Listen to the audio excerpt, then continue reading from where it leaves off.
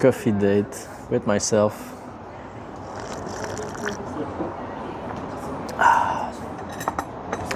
Aujourd'hui, dans cette vidéo-là, je vais te partager deux petites choses qui concrètement m'aident à passer à travers mes journées puis qui m'aident, entre autres, à donner le meilleur de moi-même parce que effectivement, la vie est un peu des montagnes russes. Il y a des moments où tout va super bien, on dirait que toutes les lumières sont vertes, puis gaz au fond, les projets vont bien, la vie personnelle va bien, la vie professionnelle va bien.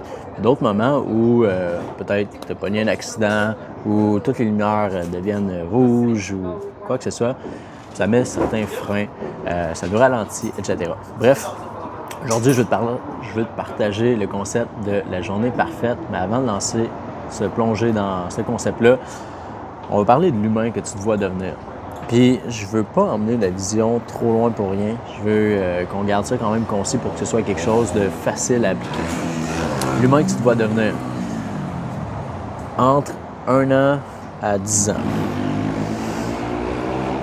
L'humain que tu te vois devenir, c'est cette personne-là que tu te visualises être dans le futur. Peut-être ça peut être un papa qui agit d'une certaine manière, qui est carriériste, X, Y, Z. Puis vraiment, ça, c'est propre à chacun. Il n'y a pas de bonne ou de mauvaise réponse. C'est simplement la personne que tu te vois devenir dans le futur.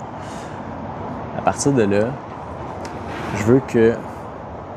je te partage, moi, comment je le fais. Puis peut-être que tu pourras prendre certaines de ces choses-là puis les mettre en application de ton côté aussi. Quand je ferme mes yeux, je me vois plus tard. Actuellement, j'ai 25 ans. Je me projette pas mal vers entre la trentaine et la 35 ans. Je me vois être un papa qui a eu du succès dans sa carrière, mais qui surtout a continué à montrer l'exemple pour lui, pour sa famille, pour ses proches.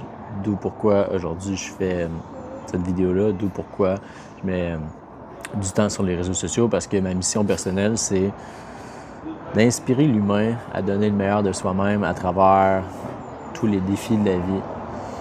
Mais d'un autre côté, on regarde ça, on a aussi une chance exceptionnelle aujourd'hui, surtout en tant qu'humains qui vivent en société nord-américaine. La vie est facile, dans un certain sens. Il y a des gens qui l'ont vraiment plus difficile que nous. Bref, peu importe c'est quoi ton parcours, ton passé, d'où tu pars, la situation familiale quand tu étais jeune, on a quand même beaucoup de chance aujourd'hui. On vient à l'humain que tu te vois devenir. J'ai pris quelques petites notes. C'est souvent sur, moi, comment je m'attarde à ça, c'est sur quelques petits concepts, des sphères, dont la santé. Fait que la santé que je me vois avoir à 35 ans, ben oui, il y a des choses qu'on ne contrôle pas, mais il y a beaucoup de choses qu'on contrôle. Puis qu'est-ce que tu contrôles là-dedans?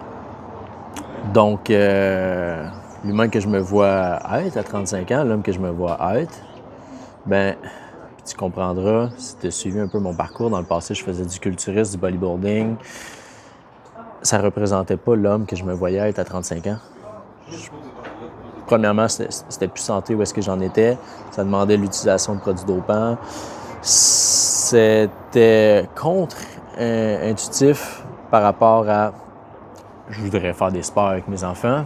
Mais quand tu deviens un bodybuilder de haut niveau, c'est comme tout ça est de côté. Donc, niveau santé, ben j'ai rectifié la ligne. Je me suis posé des questions à qu'est-ce que je veux atteindre, comment je me projette. Et à ce moment-là, ben j'ai rectifié le tir. C'est la raison pour laquelle je me suis inscrit à des sports d'endurance, que j'ai commencé à faire de la course à pied, j'ai fait un premier triathlon, c'est pour être vraiment plus versatile. Fait que tu vois, quand tu es capable de te projeter un petit peu plus loin, tu vas ensuite prendre des décisions qui sont plus en cohérence avec l'humain que tu te vas devenir. Parce qu'au jour le jour, souvent, on est tellement dans un mode réactif avec des œillères qu'on se rend parfois pas compte que ce qu'on fait actuellement peut-être nous envoie directement pas dans la bonne direction, dans un mur, ou si c'est des mauvaises habitudes, nous tue à petit feu. Fait que de te ramener à l'essentiel. On a parlé de la sphère, de la santé, tout ce qui pourrait toucher au sport, tes comportements alimentaires. On peut vraiment emmener ça large de façon holistique. Les finances, ta carrière, ton travail, etc. Donc, comment tu te vois dans une couple d'années. Évidemment, ça va demander est-ce que les choix que tu fais aujourd'hui soient peut-être différents, excuse-moi.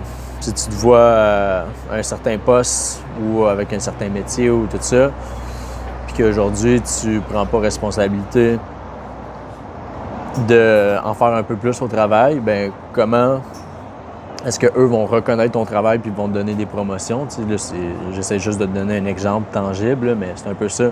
Ou aspect financier, si tu sais que tu as des problèmes financiers que tu dépenses toujours sur plein de choses inutiles sur tes nus, oh my God. Je sais pas si vous voyez ça, là, mais Spider-Man dit ça.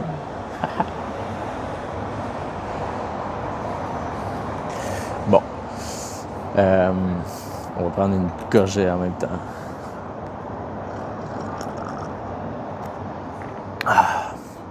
Donc, l'aspect financier, carrière, professionnel, évidemment, oui, ça a un impact aussi. Tout ce qui touche à la famille, les relations amicales ou interpersonnelles, les relations avec tes enfants, si tu veux, ou si tu as des enfants, c'est quand même un gros point aussi. Je trouve que c'est important de s'y attarder. Surtout pour moi, je mettais une grande importance sur ça parce que je me vois être quelqu'un qui va être présent pour ses kids, mais pour être présent avec mes kids dans la trentaine, ça me demande aujourd'hui de bâtir un aspect financier qui va me permettre d'avoir plus de flexibilité. Puis ça, c'est selon mes objectifs de vie. Ça ne veut pas dire que c'est exactement ce que tu dois, tu sais, mais j'ai été capable de m'asseoir, d'écrire, puis de penser à ce que je veux plus tard dans la vie. Puis bref, l'humain que tu te vois devenir. Puis la foi, la spiritualité, l'apprentissage. Est-ce que tu es quelqu'un qui veut continuer à grandir mentalement? Si oui, à chaque jour aujourd'hui, tu devrais avoir un moment qui est consacré à, justement, ton éducation. C'est là qu'on va venir, on va bâtir la journée parfaite avec l'humain que tu te vois devenir. Parce qu'une journée parfaite, parfois tu demandes ça à des gens, ils vont dire « Hey, je me réveille sur le bord de la plage, je bois 5-6 mojitos, puis je fais rien. » Ça, c'est peut-être une journée parfaite de vacances, là, mais je veux dire, je pense pas que tu serais capable de faire ça pendant 5 ans, 10 ans, 20 ans de ta vie. Un humain sans mission va souvent commencer à s'auto-saboter, se détruire, etc. Fait que c'est pas ça le point. La journée parfaite, en étant réaliste, la journée parfaite, c'est une journée entre lundi puis vendredi que techniquement tu travailles, tu as tes habitudes, tes routines, ce genre de choses-là. Sauf que tu as bâti ta journée parfaite avec ça parce que tu te vois la reproduire constamment. Un peu comme ce que je fais actuellement aujourd'hui. Comme tu vois, clairement, je suis pas au Québec, il n'y a pas de neige en arrière. Puis là, souvent le monde me dit « Hey, t'es en vacances encore? » Mais la réalité, non. C'est juste que actuellement, où est-ce que je suis dans ma vie, j'ai pris la décision que ma place géographique avait peu d'importance. En fait, je vais être plus clair avec ça. J'aime voyager, j'aime découvrir d'autres cultures. Puis, j'aime pas tant l'hiver. Ça, je suis parti à l'étranger. Ma journée parfaite, c'est un peu ça. Aujourd'hui, j'ai travaillé, j'avais des appels clients ce matin. Actuellement, je fais une vidéo qui va probablement, j'allais dire t'éduquer, mais du moins, d'une certaine manière, oui. Puis tout ça, ça fait partie de ma journée parfaite, qui comporte le travail, l'activité physique, bien manger, apprendre. Tu sais, j'ai un livre ici. Oups. C'est un livre que j'ai lu dans le passé, mais que je rouvre à l'occasion pour reprendre des quotes, des passages que j'ai surlignés, parce que c'est super, super intéressant. Bref, la journée parfaite se bâtit selon la personne que je me vois devenir dans 10 ans. Donc, la santé, je me vois être un papa qui est présent, qui est en forme, qui est en shape pour ses enfants, pour montrer l'exemple. Eh bien, ça demande que chaque jour, je consacre un petit peu de temps à bouger, à courir, à m'entraîner physiquement, à faire de la mobilité, du stretching. Toutes les réponses sont bonnes. C'est pas juste ça ou un absolu. C'est un point d'équilibre. Les finances, ça demande est-ce que je travaille. Donc oui, je suis dans un autre pays actuellement, mais est-ce que je suis en train de me pogner le bang? Non. J'ai loué un bureau de coworking pour pouvoir avoir une place qui est stable où je me sens confortable. Puis à l'occasion, je sors dans un café comme ça parce que j'adore écrire, j'adore lire avec justement une vue qui est incroyable. Famille, même si je suis loin physiquement de mes proches, je prends le temps de communiquer avec eux. Puis c'est le fun aujourd'hui, tu sais, je dis qu'on a accès à plein de commodités, là, mais oui, je veux dire, 50 ans avant, ils ne pouvaient pas faire des FaceTime avec leurs enfants ou tout ça. Fait que bref, c'est une façon d'être présent. fois apprentissage, mais je l'ai dit avec la lecture. Donc maintenant, si réellement je bâtis ma journée parfaite avec ça, qu'est-ce que ça veut dire? C'est que je reprends mes sphères de vie, puis je bâtis ma journée parfaite avec, c'est quoi l'heure que je me réveille? Habituellement, au Québec, je me réveille entre 5h45 puis 6h20 selon mes heures de coucher, mais j'essaie de garder ça le plus stable possible. Bref, fait que ça commence avec ton heure de réveil, ta routine du matin. Fait que qu'est-ce que tu fais et aussi qu'est-ce que tu ne fais pas. C'est hyper important parce qu'il y a des choses qu'on fait qui, au contraire, à la place de nous faire sentir bien, nous font sentir comme de la merde. Okay? Ils nous détruisent, ils nous volent notre énergie, ils nous font peur. J'ai fait une vidéo il n'y a pas longtemps sur les médias classiques, les journaux, tout ce que tu vois sur Instagram, Facebook, etc., les fake news. C'est hyper drainant pour notre cerveau. La réalité, c'est que tu peux enlever ça de ta vie, tu vas juste te sentir mieux. Fait que c'est de faire attention à ce que tu rentres dans ta tête, dans ton corps, mais aussi comment tu l'utilises.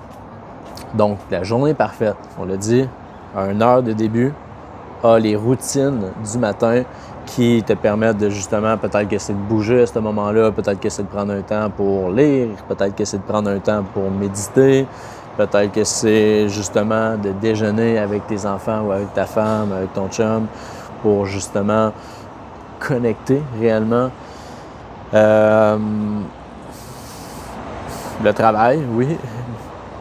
À voir, est-ce que c'est la chose que tu devrais faire dans les 5 premières minutes que tu te réveilles? Potentiellement pas, mais pour certaines personnes, oui, parce que tu vas pouvoir profiter après. Bref, il n'y a pas une méthode ou une journée parfaite, c'est vraiment propre à chacun. Je t'invite à y réfléchir, à faire l'exercice. Premier exercice, l'humain que tu te vois devenir dans 1 an, 2 ans, 3 ans, 5 ans, 10 ans. Au-delà de ça, je trouve que des fois, c'est difficile de trouver exactement qu'est-ce qu'il faut faire au jour le jour pour se rapprocher. C'est loin. Tu peux avoir une idée utopique de comme c'est à quoi tu aimerais ressembler, c'est quoi les routines que tu aimerais avoir, etc. Mais garde ça concis pour qu'au moins tu sois capable de mettre des actions concrètes pour t'y rapprocher. Puis la journée parfaite, on en revient à une heure de départ, des routines, des comportements qui vont aller sur ta santé, tes finances, ta famille, ta foi. La chose qui me manquait, c'est le plaisir, le fun. Hyper important. Hyper important. Parce qu'une vie sans plaisir, c'est quoi? Je veux dire, on est humain aussi, là, puis on n'est pas juste des machines de production. Fait que hyper important de retrouver un peu de plaisir avec toi-même, avec ta famille. Tes finances peuvent permettre justement un peu plus de plaisir. Il y a des plaisirs qui sont gratuits aussi, mais le fun est hyper important. Les loisirs sont hyper importants aussi.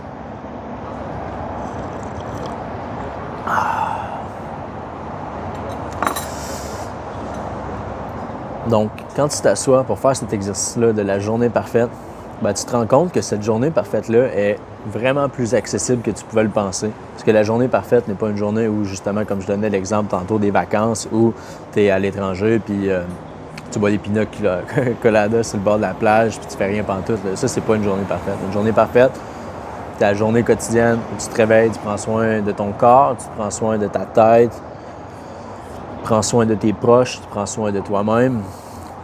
Tu te surpasses dans tes projets personnels, professionnels. Et tu le répètes, tout simplement. Tu le répètes. Parce qu'une journée parfaite, c'est quite simple. C'est quand même vraiment simple. Ensuite, tu le répéter. Puis j'ai écrit ici l'effet cumulé. Au début, on ne se rend pas compte que on dirait que ça ne change rien, quoi que ce soit. Là. Mais l'effet cumulé, c'est comme un investissement. Les premières années, là, on dirait qu'il n'y a rien qui se passe. Là. Sauf que si tu continues de faire ça, actuellement, l'humain que tu te vois devenir dans 10 ans, tu vas le devenir. Parce qu'on ne devient pas comme ça, par magie, en claquement de doigts. C'est les actions répétées du passé. Donc, chaque choix que tu prends aujourd'hui a un impact positif ou négatif, bien souvent, par rapport à ta santé, tes finances, tes relations, X, Y, Z. C'était la réflexion, en fait, le partage du jour.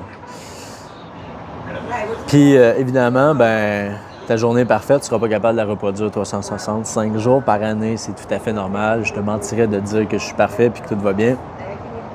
Il y en a des journées où finalement, ça a pris le bord, tu te sens moins bien, t'es à l'extérieur, X, Y, Z raison qui fait en sorte que tu n'y arrives pas.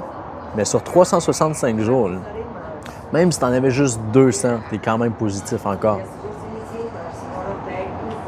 L'année d'après, tu vas être capable de faire 250, puis 300, puis tu vas même décider de te donner la flexibilité. Puis à un moment donné, tu viens que tes repères, ces genres d'habitudes-là, deviennent importants à ton bien-être tout court.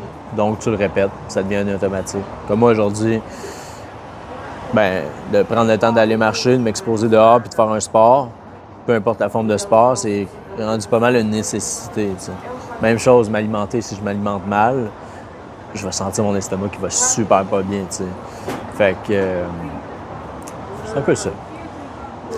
Je t'invite à me partager ce que ça t'a fait réfléchir. Puis je t'invite fortement à faire l'exercice de l'humain que tu dois devenir et de la journée parfaite. Si tu aimerais qu'on échange là-dessus, ça me fera plaisir. Take care.